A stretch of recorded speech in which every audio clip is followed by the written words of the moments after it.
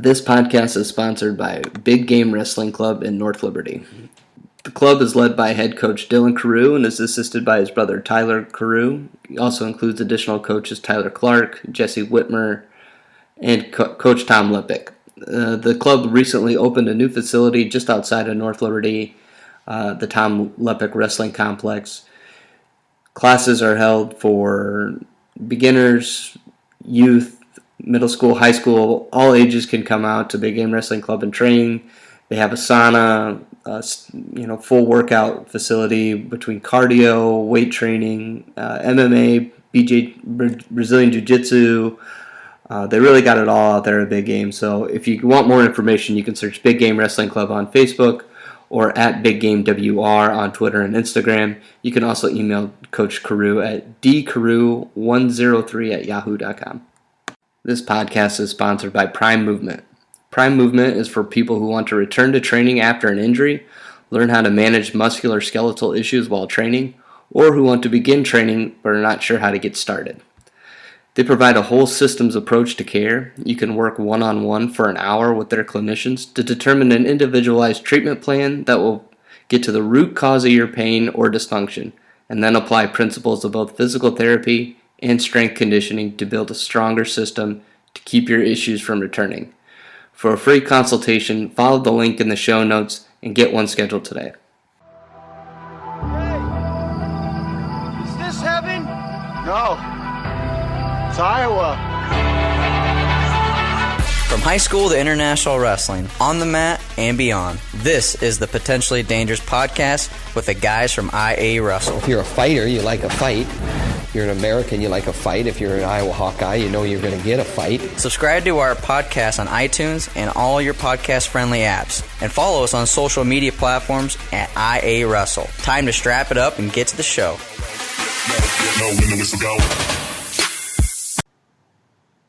Hey everybody, and welcome back to Potentially Dangerous. I am your host, Ross Bartachek, and joining me on the podcast is my good friend, Mr. Lars Underbakke, back from a big weekend in wrestling.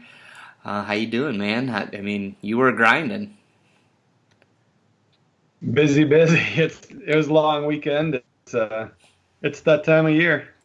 100%. Grandview to Iowa City to high school rankings. I've been doing it all. Yeah, I mean that's you just kind of hit on everything. I mean, we had a huge last 4 days. Maybe it's even longer now. 5 days. Between the site where you guys were out grinding there and at Southeast Polk, putting together that nice stream with 10 mats. I can't believe they fit 10 mats in that gym. Had to be pretty tight space, but then obviously big week with rankings coming out.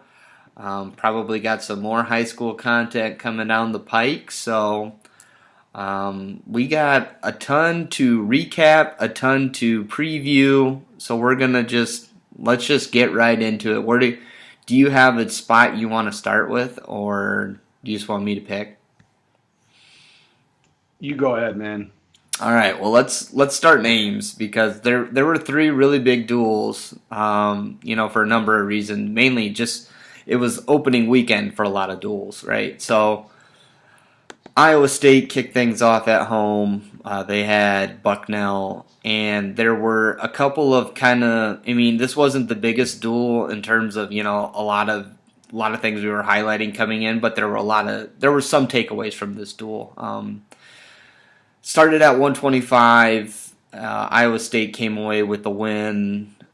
Where's it? 24-15 was the final. And of course, that was kind of made a little bit closer than it probably should have been. But Lars, I mean, what are your overall thoughts? I know you didn't really watch the duel live, but have you gone back and watched anything? I've seen a little bit, seen some highlights, stuff like that. I guess my biggest takeaways are, David Carr, as we expected, came out impressed right away. Good to see him pick up a big win, 18-3. Obviously, his competition is going to step up big this week, but a good start for him. I was a little disappointed. Todd Small, tough opponent, but him losing that first time out, I know there was a lot of hype around him as well. Everybody was real confident about him having to fill in for Gomez for right now, as Gomez got his weight down. So I was a little surprised to see him lose. And then the whole Gannon Gremmel fiasco, disqualification. I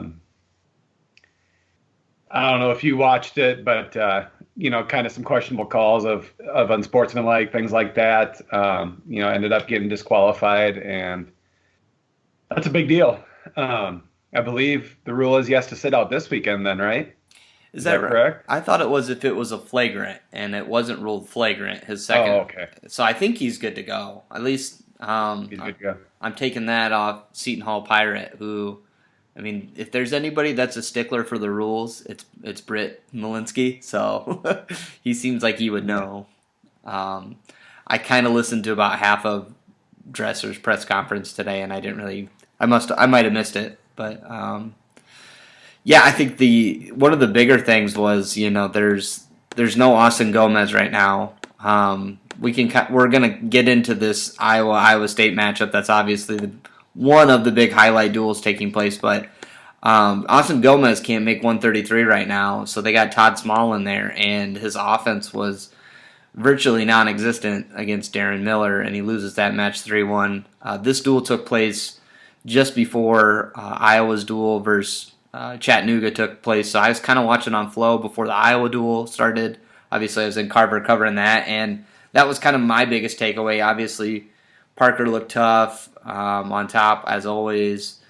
3 minutes of riding time. Same thing with McCall. He had over 3 minutes and, almost had a major decision there. So outside of that, they're just, Straw took a close loss. There was a lot of questions on, what were they going to have at him at 165, and, maybe he's still finding himself.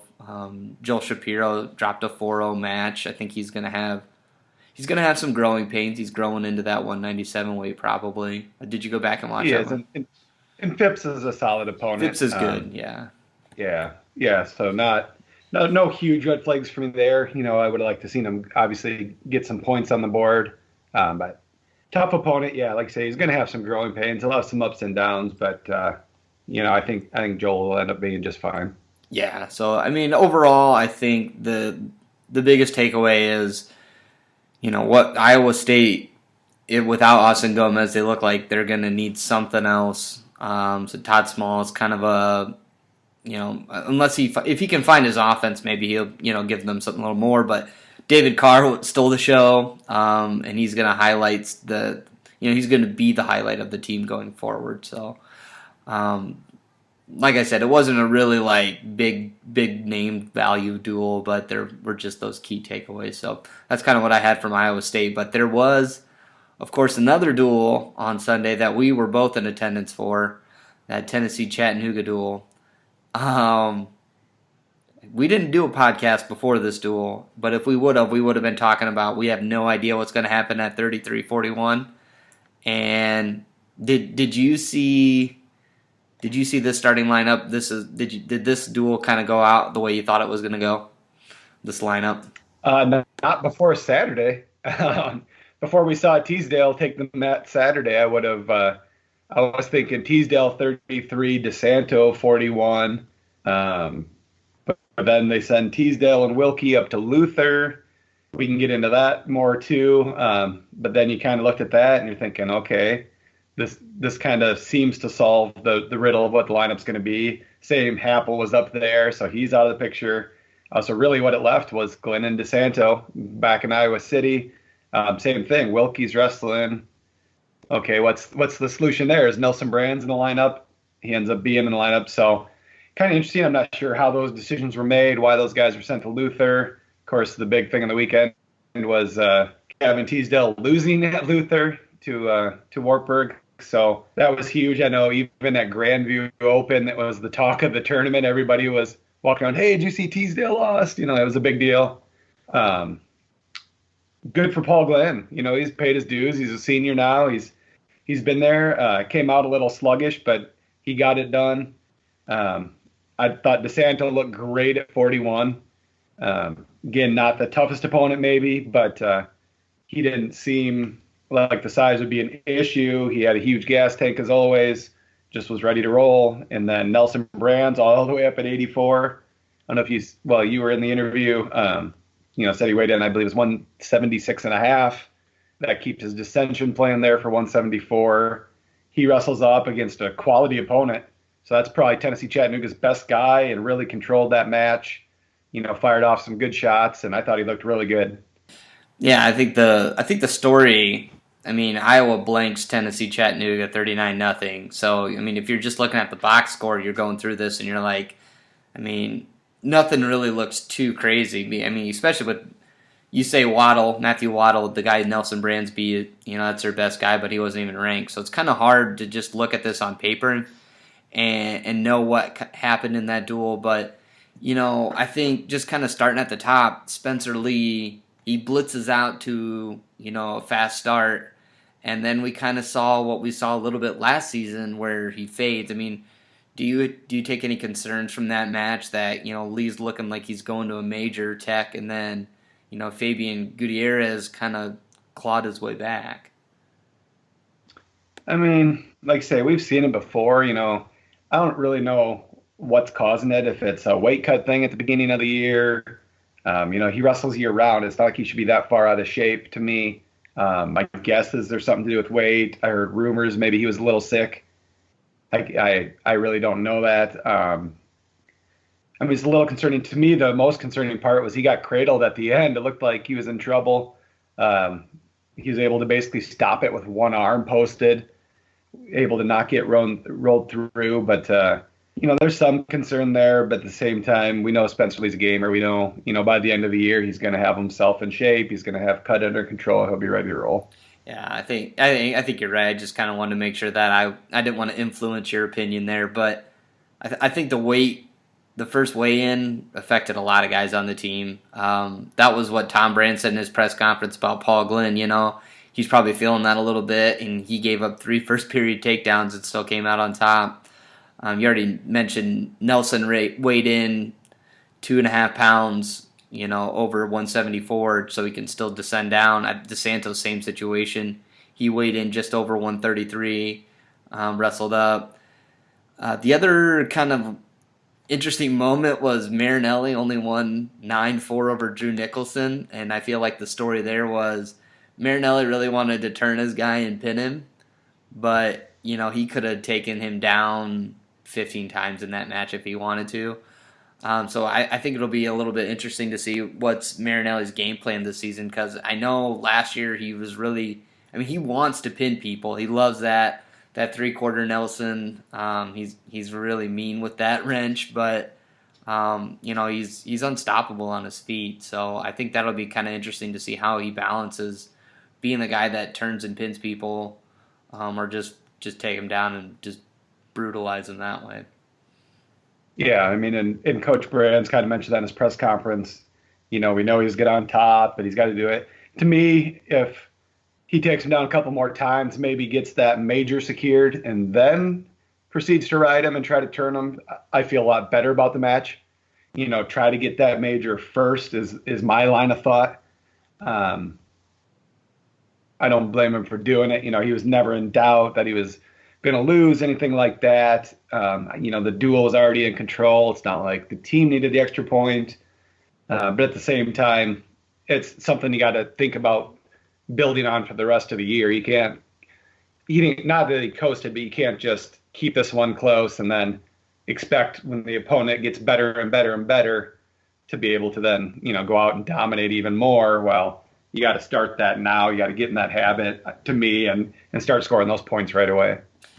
Yeah, that's exactly right. Especially when March comes and the bonus points are everything, especially in a title race, where you're trying to, get 30 points bonus. So that's just something I took away from, Marinelli's.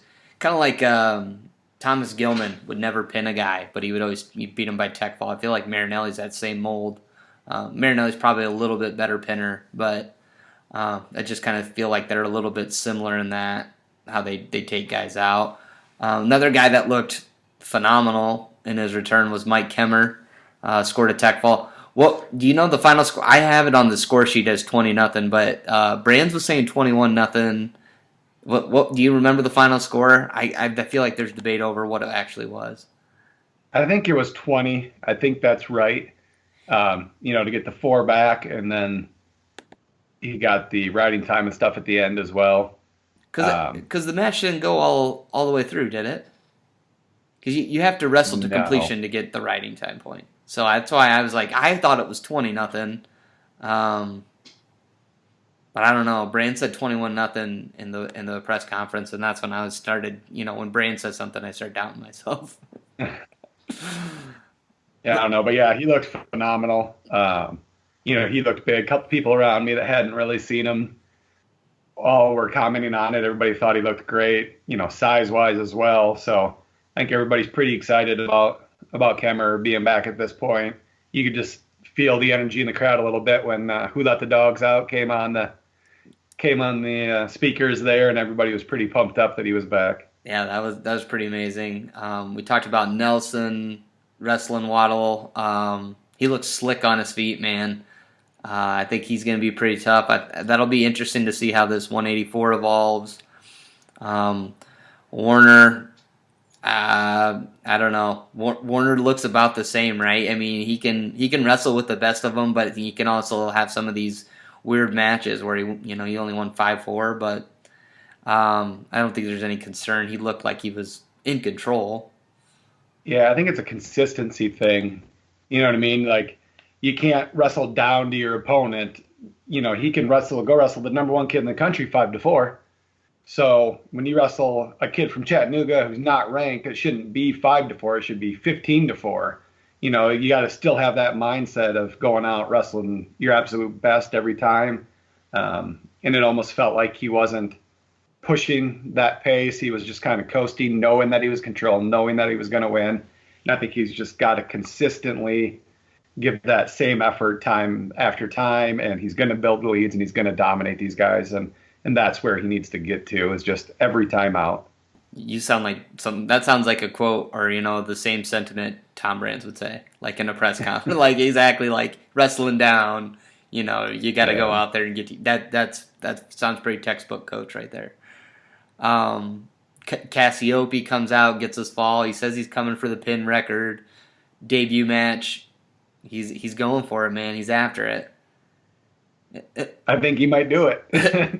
I'm not going to doubt him. He's fun to watch. He's a big dude. And he had so much energy sitting in that press conference, and he just had that big smile, and you could just tell he was just like, he was so full of emotion to get that first win. So that was really fun to see too. Yeah, for sure. He's a big hoss. The other funny thing from the press conference I found really funny was Nelson Brands talking about peeing every 5 minutes. Did you hear that quote? Yeah, getting nervous. And I kind of wanted to. It had to be a good feeling for him to get that first win in Carver. As much as he's been in there, knowing the history with his dad, being around the Carver forever, that's got to be a little pressure. So for him to be able to go out, get that out of the way, put it behind him now, and move on, that's got to be a great feeling, sigh of relief. So I'd be nervous anyway. I would have been 10 times as nervous as if I was Nelson Brands. So yeah, I would good for him to get that win. I just wanted to tell him, hey, bud, doesn't get better when you get older. So that was Iowa. They dominated. We'll get into what they got coming, because obviously that's going to be a pretty big topic all to itself. So of course the other big duel that took place on Sunday, Nick Ryder himself out in Illinois for the Northwestern UNI duel. Northwestern, I guess by the rankings, pulled the upset 24-20. What did you see from this duel to give your thoughts there? Yeah, I actually watched this one start to finish. Obviously Holschlag getting injured was the big, huge takeaway from this. You feel like if he wrestles, he probably wins that match. UNI wins the duel. So it's a little deceiving maybe on the team score, but at the same time, UNI had some matches that maybe they could have won as well. Jay Schwarm getting upset at 25. He just came out, didn't seem to have the energy. We talked a little bit about Spencer Lee's weight cut. I wonder if maybe there was something there for Schwarm. He just never really got it going. That's another swing match. They win that match, which he's favored in. You still win the duel, even without Holschlag. So that one was a little weird. I felt like Pat Schoenfelder came out strong to start that match. looked like he was going to get a takedown right away, and then Oster got on top of him and just dominated from there on out. But big takeaways, I thought Steyert looked good up at 74. Lujan is just so much fun to watch. I can't get enough of Taylor Lujan. Win or lose, he's just a blast to watch. You never know what he's going to do. He wrestled a really good Jack Jessen and goes out, gets that fall. And Michael Blockhus looked like everything we thought he was going to be. Just a dominant performance. He was up early. Tolan kind of shut down, was really blocking off, but Mike was still able to get some offense going. So I thought that was a really good effort out of him to start. I guess those are probably my biggest takeaways. Max Thompson, Yaya Thomas. That was a fun match. I don't know if you watched that one. Yep. They challenged that takedown at the end. It was real close. I agreed with it. I thought Max had the takedown. There's really not reaction time in that situation, right. So I thought it was the right call, but I know Northwestern wasn't real happy about it. Yeah, especially when you got local official Kurt Frost on the call. No, I'm just kidding. Kurt's a world-class official. I'm not. I'm just joking. I'm gonna catch heat from Bosco. No, that was a good match. Like you said, Mikey B. Looked great. Good to see him doing well. What was the? Like you said, Lujan, Jack Jessen. That guy was Fargo national champ. So he's a pretty big name, even though he's not ranked. Even though Lujan also, had to win over Colbray. So he's top 5 now. Steyert's looking great. So I'm eating a little bit of crow there. I wasn't sure how he was going to handle, but Tyler Moreland isn't a nobody. So a major decision there is pretty solid. And I think you're right. I think, that Holschlag, that's a tough one to overcome when you have a guy injured to fall out, but the biggest swing, if they win that 125 match, they don't get upset there.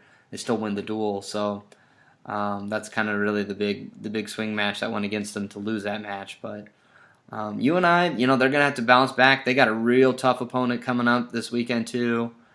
We can get into that. But I know there was another event that you were at this weekend that you might have some insight in what was going on in Grandview that we probably want to talk a little bit about. Yeah, it was a great tournament. There was just a ton of kids. We talked to Coach Mitchell and Coach Reedy a little bit, and how they're basically almost growing out of that gym, and it's huge. Southeast Polk's got an incredible facility. 10 mats were down. There was just so many kids. It was long. They were talking about Luther being done, and I'm like, man, we're just getting into the semifinals here. Like, we were going till after 8:00 at night. But just great wrestling. Wisconsin sent down some really, really good freshmen. UNI had a good representation there. Basically, everybody that wasn't a starter. Iowa State sent a ton of freshman backups. Grandview had everybody. Those guys have like 117 kids, I think, on that roster. Just studs on studs. And then you had all kinds of other schools, Iowa schools, Ellsworth and Buena Vista and just all these different schools, Loris, and so there was tons of competition. One that stood out to me for sure was Drew Bennett. I thought Drew Bennett had just an outstanding tournament. The week before in Ames, everybody was kind of like, oh, man, what happened? He got 6th. He lost to, I'm not going to even attempt the name, but the Russian guy from Iowa State there. He lost to the week before and then ended up losing for 6th place to Shea Ruffridge from Grandview. Bennett comes back. He knocks off the guy from Iowa State, goes on, knocks off Berwick from Wisconsin, who's a huge recruit too. That's a tough kid. That was a really fun match. Shout out to ND Wrestle. What's that? Shout out to ND Wrestle, or North Dakota affiliate. That's right. No, Berwick's a stud too. He's going to be a stud. But Bennett, I just thought looked really good all day. Was getting to some shots. Just wrestled really, really well. So Bennett definitely stuck out for me. I thought Biscaglia looked good. We just talked about Schwarm. On the flip side is Biscaglia. I know there's been competition there of who's going to be the guy. He lost a really tight match to Barnett of Wisconsin in the finals.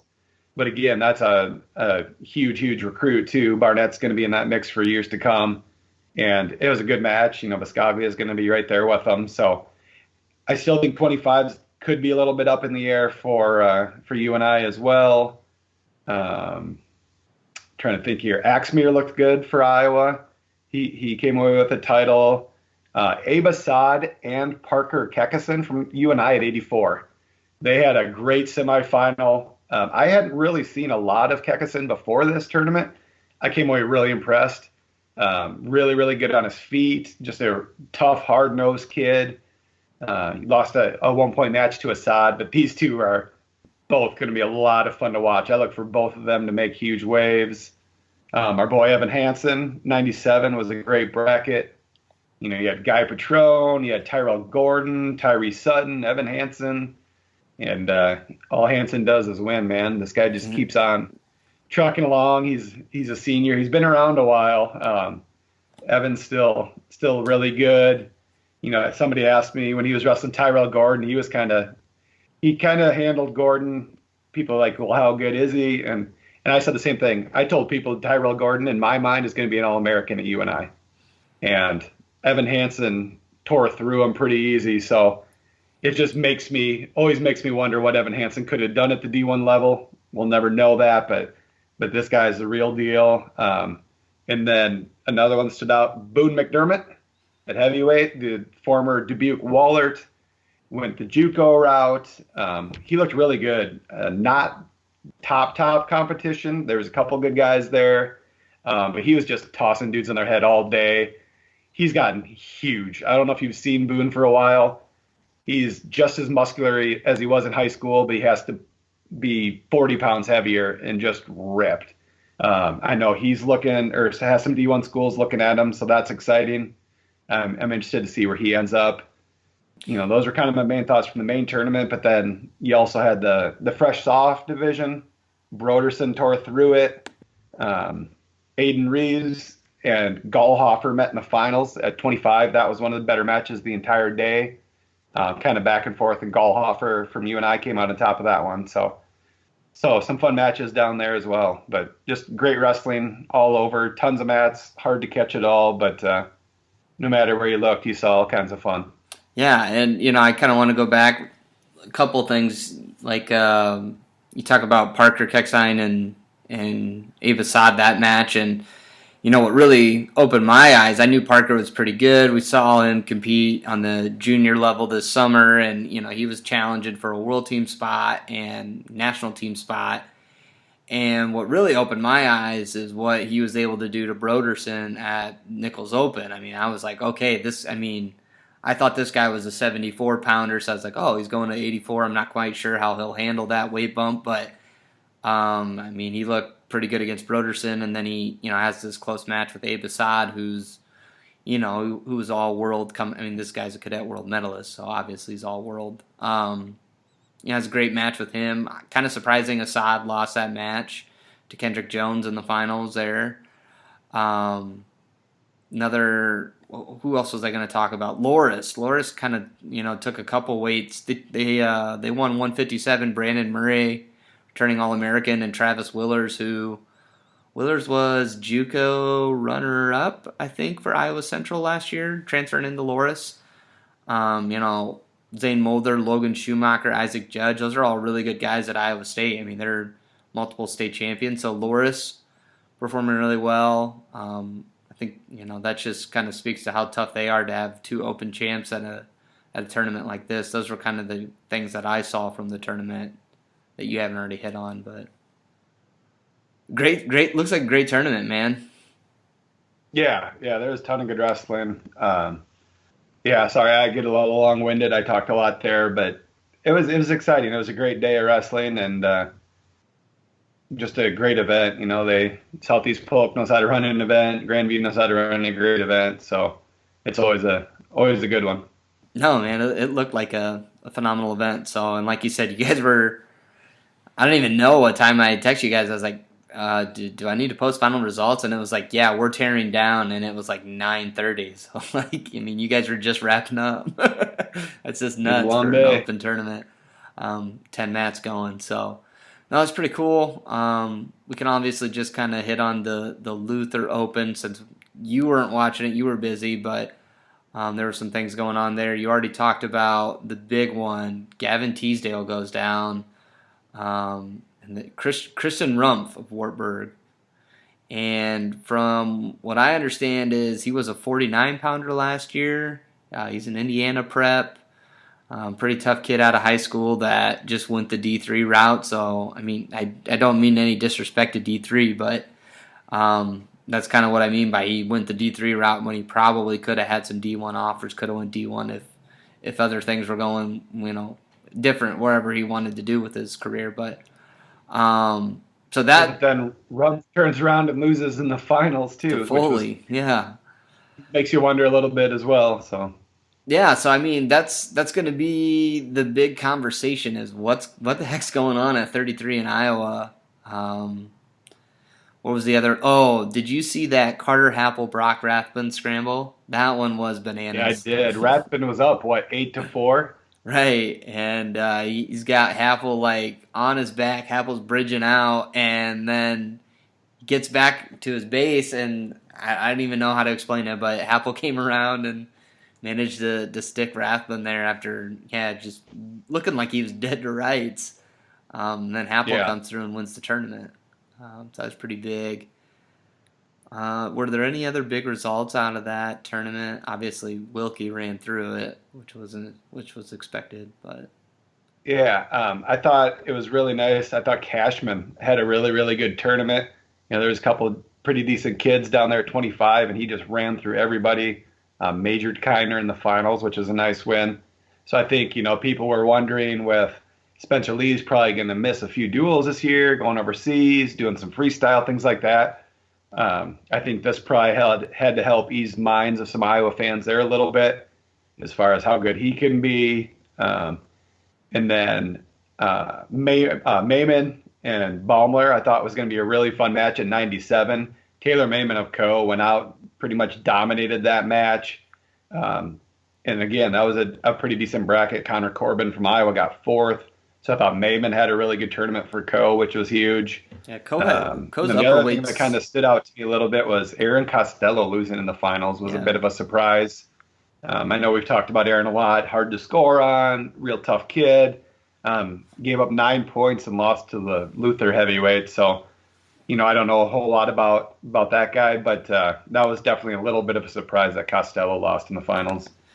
Yeah. I mean, Costello, sometimes he doesn't find his offense, so, I mean, I guess I don't really know. I didn't see enough of it to know what was going on, but I did want to compliment Co's upper weights. I'm going to scroll. So Ryan Schott took third at 74. They had Josh Adele was the runner-up to Wilkie at 84. Talk about Maiman winning at 97. And then Caleb Reeves took third at 285. I mean, this is a pretty strong tournament overall. Those upper weights really did well for Co. So I just kind of think that really speaks to that American Rivers Conference, man. It's back. Everybody's tough in it. Yeah, for sure. Everybody talks about Loras and Wartburg, but Co's, I think, top 10 now in the new rankings, and they got some guys. And then the other thing that stood out to me, a lot of it was in the freshman division. I know we've talked a little bit about Upper Iowa's recruiting class last year, how good we thought that was. I really, really liked that class, and I thought they had a great tournament as well. They put a ton of kids in the finals down there. I think they won, 41, 49, 57, Fout, Loonsman, Anderlich, Bai. I mean, there were some really good recruits in that class, and, they all performed really, really well in this tournament as well. So I thought that was a great side for Upper Iowa for the future. So that one stood out to me a little bit as well. Yeah, so obviously we weren't watching that one, but so it's kind of hard to have more takeaways than just kind of looking at some box scores here and just what videos track kind of put out there. But what else went on that? Oh, did you? One other tournament Saturday, the Missouri Valley Open. Yeah. I got to get my girls in there. So huge tournament down in Missouri. It was, I forget what they said. The number was 350 some girls, I think. Same thing. I kept waiting for final results. And I get a text from Matt Waters, or a message from Matt Waters at, I don't even know what time it was, like 10 o'clock at night, that Rachel Waters just wins the finals. It was like, holy cow. long day. We thought Grandview was bad, getting over at like 8. Went forever.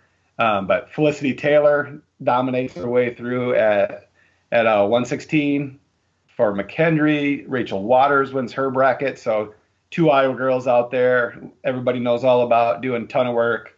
Grandview had a really good opening weekend at Waldorf. They took it on the chin a little bit down in Missouri. Obviously, really, really good competition, but back to the drawing board a little bit for them. And now they see that competition and where they need to be. But I thought, Taylor and Waters winning was huge. Grandview's got their home opener tomorrow. So anybody in Des Moines, Thursday night, I think the women wrestle at 6, men wrestle at 7. So first ever women's duel at Grandview. So hopefully they can get a big crowd out there as well. Yeah, that's a big duel taking place, like you said. So that's Thursday. We're recording this podcast on Wednesday, so tonight's the big duel between Wartburg and Simpson, honoring Kenny Anderson tonight. Obviously, the Wartburg 3-time national champion passed away tragically, 29 years old. So hopefully, I think I saw Jim Nelson was there, so hopefully he gets some video, and maybe we can share his video if he posts that. I haven't really been checking social media since we've been doing this, so those are some pretty big duels. I mean, filled with some emotions there, so looking forward to kind of seeing, obviously honoring Kenny and then seeing something really cool with women's wrestling in Iowa. Yeah, and we'll have some people at Grandview tomorrow, so we'll have some good pictures, some videos, some other stuff, so it should be an exciting night. There was one other thing I wanted to talk about before we look at this weekend. Did you see the article I posted today that Wyatt Henson's not going to be eligible for the postseason in Pennsylvania? I did see it a little bit. I didn't get a chance to look into it too much. A busy day, but interesting. I know there was questions that right away when we found out, hey, he's going back to Pennsylvania. I'm still not exactly sure what happened there. I don't know. It makes you wonder what's going on, why he went back, because he had to know there was a good chance that this was going to happen. I know they talked about there's probably still going to be an appeal, but, I really don't know what grounds he's got to stand on and what's going to happen there. Yeah, so what I heard is that the Pennsylvania governing body's probably going to uphold this decision. So here's the article, criteria for eligibility for the postseason. Student transfers after 10th or 11th grade. The hardship criteria would be a change in residence due to a change in employment for the parent, school-initiated administrative transfer, court-ordered transfer, change in schools caused by military reassignment of parent, change of schools caused by release of juvenile facility, or demonstrable change in income or other financial. The article thing got cut off here, but I don't think Sammy Henson's taken a job in that district in Waynesburg. He's he's a nomad. He's rolling around, so I think that's going to be a pretty tough criteria to meet, to beat, to overturn that decision. But I did kind of just want to note, and I said this on Twitter too, but they made it pretty clear that PA Power Wrestling, who broke this story, that this is postseason only. But Waynesburg competes at Ironman, Beast of the East, and Powerade, which are 3 of the biggest folk style tournaments. Definitely on the East, but I mean, I think a lot of people consider Ironman and Beast of the East probably within the top 5 folk style tournaments in the country. Ironman's kind of debated whether it's as good as Super 32. I know Doc Buchanan's somewhere in that mix. I mean, but really all of those tournaments are kind of considered among the best. So he's going to get that competition. I was kind of checking to see who else was. So I was talking to somebody out in PA. So Kenny Herman from Bethlehem Catholic, that was who beat Henson at Super 32, and Pat Noonan of Stroudsburg. They're both ranked. So basically, he could have had a couple ranked guys in his bracket at state, and that's what he's missing. But he's going to be competing, in 3 huge tournaments. But I just thought that would be something fun to note here. But yeah, kind of interesting. And maybe one other thing before we get into the Iowa State duel too is Bailey Roybal from Waverly Shell Rock, the junior, already made his commitment to South Dakota State. So congrats to him. State place winner last year. I think he's ranked 4th to start the year in a really tough weight. Exciting kid though. He's dynamic. He had a really good summer, good freestyler as well, and probably a career 25, I think, is what they're hoping. So hats off to Bailey Roybal. You and I also added a recruit this weekend. We're just waiting for word to be able to release that. So as soon as the kid is ready to come forward with that, and I've spoken to other coaches, we'll be coming out with some breaking UNI recruiting news as well. So stay tuned for that one. I mean, I can't believe South Dakota State got a Waverly wrestler. Imagine that. Caldwell's killing it in Iowa in general right now, man. Yeah. Getting DeVos and Trineri and Kimball last year and all these guys. They love those Iowa boys, and of course he's got to get into Waverly a little bit. So that's a good pipeline for them to have. Yeah, returning state champs, and they're returning quite a bit of firepower this year. So yeah, for sure. It doesn't hurt to be tapping into them. Before we get to Iowa State, there was a little bit of chatter. So Lindenwood, the Open in Missouri, St. Louis, has their registration public. It's posted. And the story was that Gavin Teasdale was registered at 133 for the Lindenwood Open. And that's what I was told. And by the time I got to track wrestling, Gavin Teasdale was no longer listed. And, obviously if he was going to Lindenwood, competing all day in a Saturday tournament in Missouri, the chances of him turning around and going to Ames for a duel are significantly decreased, to say the least. But now that he's no longer registered, that's kind of is Iowa playing a little bit of possum with us, and he's still going to register and go down there, or did they pull him because they're bringing him into the duel? So there's more drama, Lars. I can't figure out what they're doing. They're tricking me, that's for sure. I think they're trying to trick everybody. Tom Brands isn't going to give anybody a straight answer on that one, so that's a wait and see for Saturday whether he's there or not. My assumption is that they'll at least take him to Ames, but you never know. I would have thought last weekend he was ready to go on Sunday as well, and he goes Saturday. So that's a wait-and-see approach there. I don't think anybody knows exactly what's going to happen with Iowa City. Absolutely not. And I don't really see a ton of reasoning in previewing Lindenwood. It's kind of hard to tell. I mean, Oklahoma State's sending guys, but they're not registered yet. Obviously, Iowa pulled out Teasdale, so a lot of things can change. So we'll probably just recap that tournament next week. Jeepers. And let's get into the big in-state duel here. Traditionally, Iowa loves to start at 125, but we saw Iowa State come into Carver last year, and they started at 141? Or did they start at 33? Okay. Trying to remember. But so we'll see. I mean, there's a lot of things that can change, but for our purposes, we'll start at 25. We got that Spencer Lee, Alex Mackel. This matchup, I'm feeling really good that this one's going to happen. Yeah. Yeah, I think so. Yeah.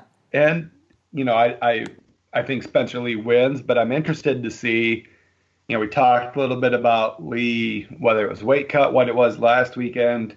He seemed to be tired fairly early in that match. Mackel's been wrestling really well. He's been climbing the ranks, doing well. So I'm kind of interested if Mackel could find a way to keep it close early. If Lee's conditioning isn't there, possibly this could be a close match. I still think Lee wins. I don't foresee him losing, but I think if Mackel can keep it to a regular decision, which I think he's more than capable of, that would really tighten this duel up quite a bit. Yeah, that was last year where same thing. Lee came out and was just looked like he was going to hammer Mackel, then he kind of faltered late. I mean, he was up like 12-1, and then he won 13-4. So weird things happen when Spencer Lee. I mean, I don't know. In March he flips a switch, I guess. But so yeah, who knows? Maybe tech fall, maybe major, maybe decision. But you're feeling pretty good about Lee winning that match. we're back to our 133, and who the hell goes at 133 for Iowa? Pretty sure it's going to be Todd Small for Iowa State. Yeah, we think it's going to be Todd Small for Iowa State. Unless Dresser is also, blowing smoke and just threw out Cliff Keen to throw us off the scent, and Austin Gomez is going to run out. Yeah, and I don't know what he's certified at, what his dissension plan looks like. So it could be out of their hands whether or not he runs out. Right. I would expect Todd Small.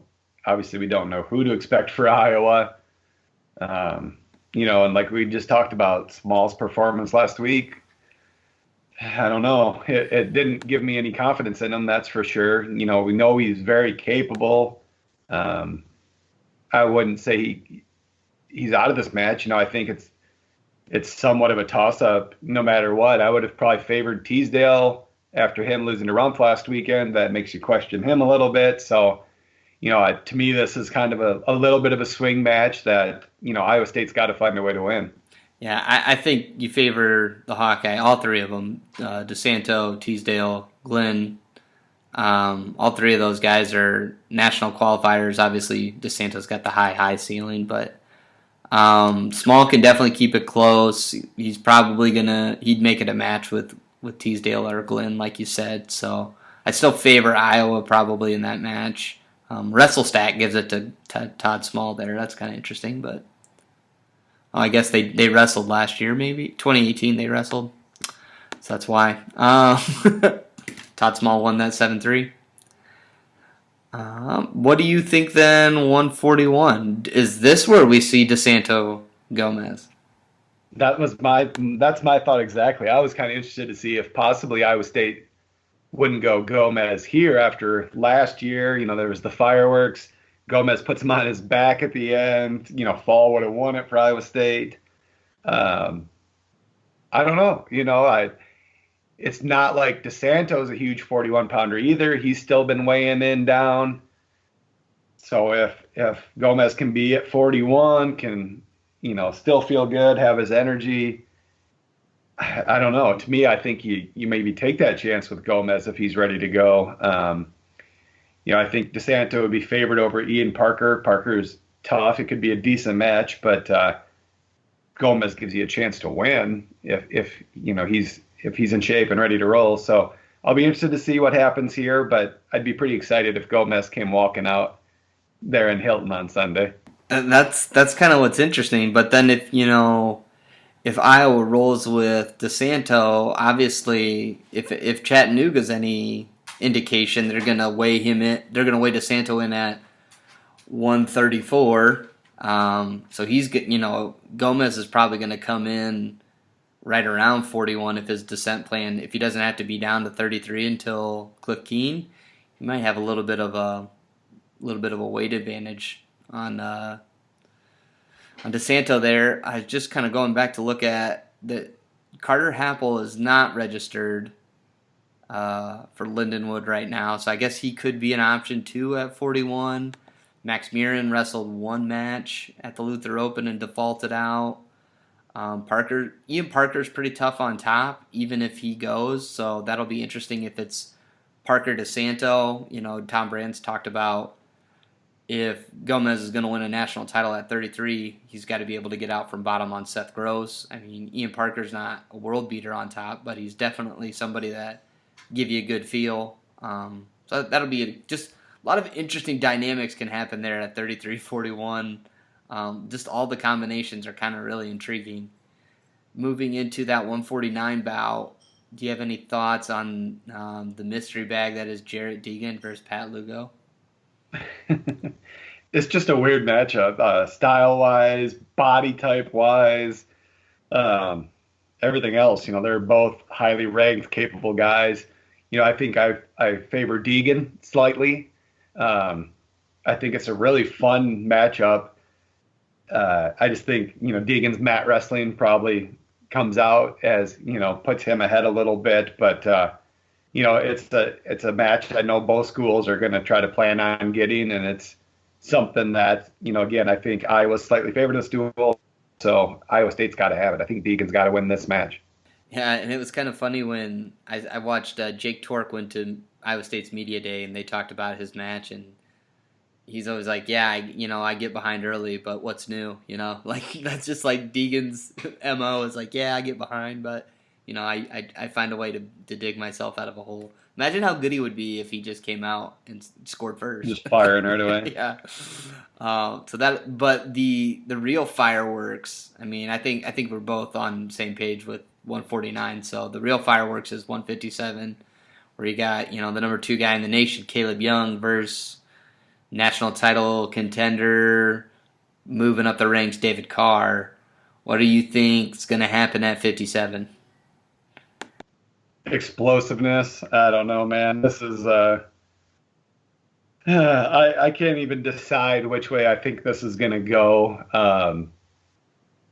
I don't know. I obviously think the world of David Carr. I think he's the next big thing, maybe in college wrestling in general. I think he's already the face of the program for Iowa State, but Caleb Young's he's a veteran, man. He's been around. He's proven it time and time again. He's so tough. He's rated number 2 in the country for a reason. Like, I don't know. This is, I don't know what your thoughts on.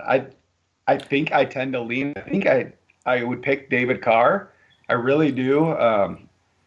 But like I say, Young's just experienced. He's just a gamer. He just finds a way to win. So really, I wouldn't be surprised either way unless somebody gets a blowout.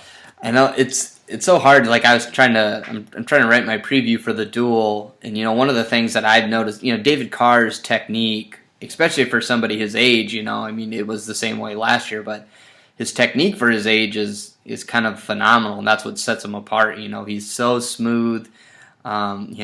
He's powerful, but he's what he's really good at is hitting his shots. But Caleb Young is tactically he can wrestle a good match. He's really, really strong, and that's kind of where he beats guys at 57. Is he can manhandle you a little bit. So I think maybe that's enough to slow David Carr down. Caleb can hand fight you. He's not gonna wear down. So I don't know. I think I'm leaning Young just because, like you said, he's a veteran. He's been around. He knows how to roll with some guys that are really dynamic on their feet around his weight right now. But if Carr wins, I mean, this is a cop out. But if Carr wins, no one's going to be surprised. Like it's these two could be wrestling in the finals Saturday night in March. So yeah, I think they're both more than capable of it. Yeah, like I say, I think it's just really in a lot of ways almost a toss up, and I just can't wait. I mean, this is the highlight of the duel, obviously, and everybody wants to see where David Carr's at, and what better way to find out than wrestling the number 2 kid in the country right away. Yeah, this is bang bang what you want to see, especially if you're an Iowa State fan. It's gonna be fun. Moving up to 65. So now Iowa State's Chase Straw has officially appeared at 3 different weight classes for the Cyclones in a Cy-Hawk rivalry once he debuts against Alex Marinelli. But, I think we know which way this one's going to go. Marinelli's is going to be too much for the Big 12 champ. So, yeah, I mean, like I say, Straw's a tough wrestler. He won Big 12s last year. Yeah. But he took some losses, too, and that was at 57. He's obviously going up a weight. And you're wrestling Marinelli, who's as good as anybody in the country. And this is another one where we kind of talked about Marinelli last week. Doesn't get the major, keeps it close, trying to ride.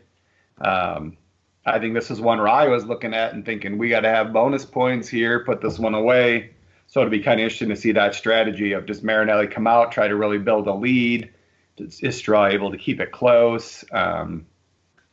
I think that's really where it's at. I don't see Straw winning. It's a matter of can Straw keep it to a regular decision in my eyes. Yeah, that's probably fair. Looking at 74, you got Michael Kemmer versus Marcus Coleman. Obviously, we think pretty highly on Coleman, but he's got some work to do to break through that ceiling. He's kind of looking like a round of 12 guy right now, and they're talking about Kemmer maybe wrestling for a national title.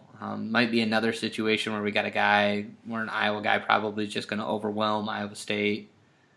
Do you have any other thoughts on that, or do you want to jump to 84? No, that's about it. I think Coleman's got, like I say, he's got a high ceiling. I don't know that he's quite ready yet. Yeah. I think in another year under his belt, stuff like that, he'll just keep getting better. I just don't see him winning this one. Yeah, well, I mean, this will probably be the season we see him make strides. He'll get some wins that probably weren't expecting him on paper, and that's when we'll see him. He's going to make. This is his transition year, I feel like. Yeah. What do you think about 184? Is it going to be Cash Wilkie or is Nelson Brands back? It's an interesting dilemma. Somebody asked me what I thought of Nelson at 84, and I was like, he looked really good. That's a lot of weight to give up there. You're young. When you run into the really, really good guys, is he going to be ready? Is he big enough? Is he going to be the guy? We already know Wilkie was around a 12 twice at 97. He's obviously on the bigger side, so I don't know. I think depending on how the duel's going, I think you have both guys ready. I think Wilkie's your safer bet if you really need him at this point. But maybe Nelson has the higher ceiling. I don't know. Nelson's the kind of guy that can come out and, wear somebody down and go after him on their feet. Does he get himself in trouble on the mat giving up size? I don't know. We didn't really get to see that on Sunday. So I think it's an interesting decision. I think either way, it's a good match. Colbray's tough. I think he's more than capable of winning this match, regardless of who the Hawkeyes send out there. I think this is one of those I look at as a toss-up that, again, Iowa State's probably going to need to win because you think you give up bonus points at 65, you've lost a few matches. If Carr can win or Small can win, obviously that swings the duel a little bit already. I think Colbray's capable of winning, and that would be a huge, huge thing for the Cyclones. Yeah, and then it's like there's two lenses to look through this too. If it's Wilkie and he goes out there and he beats Colbray, one of the guys that right now is ranked in an All-American spot. So if he beats Colbray, does he kind of close that door and Nelson's just kind of in the backup role, floating between 74, 84 where he's needed? If he loses, I don't think if Wilkie loses to Colbray, I don't think that really tells us anything new. He lost to him last year, so that just probably just keeps the debate going longer. And if they do go out with Nelson and Nelson gets a win, then I don't know what the hell to think. If Nelson's good enough to beat a guy like Colbray, that would be really insane, especially since he'd probably weigh in at 176 again. Right. Yeah, I think I favor Colbray regardless. It'll just be kind of interesting to see who 100%. It is. And like you say, if Nelson could find a way to beat a guy like Colbray, that'd be huge, and would definitely create even more controversy at this point. But I think I favor Colbray here, and again that'd be a big win for Iowa State, to try to stay in this and try to win this duel. Yeah, I mean, I hate sounding like a homer here, but I feel like Iowa's got a lot. Their weights where they're the favorite. They're a pretty overwhelming favorite. They got a lot of bonus in their favorite. Jacob Warner. We kind of talked about Shapiro's going to have some growing pains. Maybe he can keep it close. Warner's not coming off an inspiring performance, but I mean, I really don't see Shapiro pushing Warner. Maybe I'm wrong. Yeah, I mean, I could see this duel maybe even going 5 matches apiece. I think Iowa State needs to win 6, just because of, like you talked about. I think Marinelli probably gets bonus. I think Lee could, Kemmer could. There's a few spots there. So and then I'm not sure where Iowa State gets their bonus from. I mean, even looking at the heavyweight, you got Cassiope versus Gannon Gremmel, and in their last meeting, Cassiope won by fall, right? So I mean, they even got we know Cassiope's a pinner, and he's got history where he's pinned Gremmel. So it's there's a lot of all the bonus potential is on Iowa's side on paper, I guess. So I know crazy things can happen, and it usually does in the Cy-Hawk duel, but like last year, did not see it being a 1-point duel last year. But did you want to talk about the Cassiope Gannon Gremmel match? Yeah, I mean, you already hit on it. I think Gannon's one of those kids. I did my coach speech a little bit earlier about Warner. I think similar things about Gannon and Gremmel. I think we've seen what Gannon can do. We saw it in high school. We've seen different times. He's a really talented kid. Can he consistently come out and prove it time and time again? And can he break that ceiling, so to speak, and beat a top kid? He can consistently win against mid-level competition. He needs to start picking up those wins against that top competition. And I think beating Cassiope would obviously be a big win that way, and something that would really put his name in that mix as well. Cassiope's young. He hasn't been in this situation. Iowa State duel. Maybe they start at 25, and it comes down to this match. That's a lot of pressure for a kid too. But based on past results and stuff too, you obviously have to favor Cassiope, but I think Gremmel's capable of pulling an upset, but he's going to have to wrestle really well. Yeah, I agree. So overall, I think we're pretty much on the same page here. Which this duel is there's just a lot of question marks, especially when you don't know what the lineup's going to look like. It'll definitely be some entertainment. I know we're going to have a couple people at the duel, sounds like, so we should have some good coverage coming out of Ames on Sunday. And I just want to see the 157-pound match, and I want to see Gomez. Give me some Gomez, DeSanto, 41. Let's do it. Let's do it. Yeah, I bet you DeSanto wants that match from last year. There's another big duel going on too this weekend. Yep. And it's insane that they scheduled it to be at the exact same time. But Nebraska is coming into the state of Iowa. They're heading to the West Gym. They're going to be taking on Northern Iowa. How in depth do you want to go? Do you just kind of want to give your overall thoughts, or do you want to go weight by weight? What do you think? That's up to you. I don't know if we can hit on them all if you want. Obviously, I think the highlights for us are going to be at 25-41 are the big ones I want to see. Alex Thompson, former 4-time Iowa State champ, coming back home. Will he wrestle? I'm assuming Schwarm. Maybe it's Biscaglia. I don't know. But excited to see Alex come into Iowa. And then 41, we talked about how good Blockhus looked. Everybody knows how highly we think of him. Big step up in competition. Chad Red, I actually think this is a pretty good matchup for Mike. I think he's more than capable of winning this match, but this is going to be a good barometer of where he's at. This is a big-time opponent, and I'm really excited for that match at 41.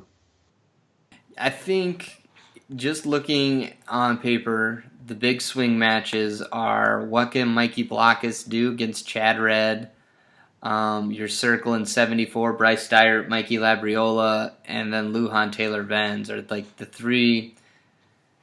Obviously, they're like the biggest head-to-head matches, but it's just, I give you and I a legit shot. They're probably favored at 74, maybe. But yeah, I think. Go ahead. Oh, sorry. I was just going to say, I think, without Holschlag's probably not going to be able to wrestle. I think it's going to be a tough duel to win. I think if Holschlag was there and healthy, I think this becomes a really fun duel. That was the plan. They really don't have a guy there. They're looking to redshirt Gordon. They have Esmoil was bulking up at heavyweight. Really, all you got is I think Noah Glazer coming up from 84 possibly would be about your only guy you can send out there. So that's a big swing in Nebraska's favor without Holschlag being there. So it's going to get tough. It's going to take a really, really good performance out of you and I to actually win this duel, I think, at this point. Yeah, WrestleStat has it Nebraska over Northern Iowa 17-16, but they got Schwarm winning by major over Thompson. Ooh. So that's going to be a tough one to achieve. They got Scud beating Zach Hensley. Hensley's a former Iowa Central kid. They got Chad Red winning, Max Thompson winning, obviously. He's probably a big favorite. Peyton Robb getting bonus over Peyton Moore, which Peyton didn't start. It was Keaton Gertz versus Northwestern. Yeah. I'm not sure what they'll do at 57, if that's officially going to be, or if they're kind of still rotating starters there. And they do have Steyert winning, and they have Venz winning. So if Lujan gets that win, and Schwarm, even if he wins a decision, then I mean, I guess they got a shot. Like you said, 97. Right. Well, and Lujan's 97's a obviously dig capable of bonus points. Yeah. In any match, you never know what he's going to do. So, I think 41's a huge swing. I think that's probably a match you and I's thinking they got to have. But yeah, all of a sudden you win Schwarm, you win at 41, 49, 60, or 74, and maybe 84. You know what I mean? All of a sudden you're right in this duel, but, spotting probably 6 points to Nebraska at 97s. It's a concern for sure. Yeah, so it's that'll be a tough duel. Looking forward to Nick Ryder's coverage there. Coming out of West Gym, it's going to be nice and warm. Mark Manning, former UNI coach, a little bit of love there. Yeah, so that should be really interesting to see. Is there any other thing you want to hit on here?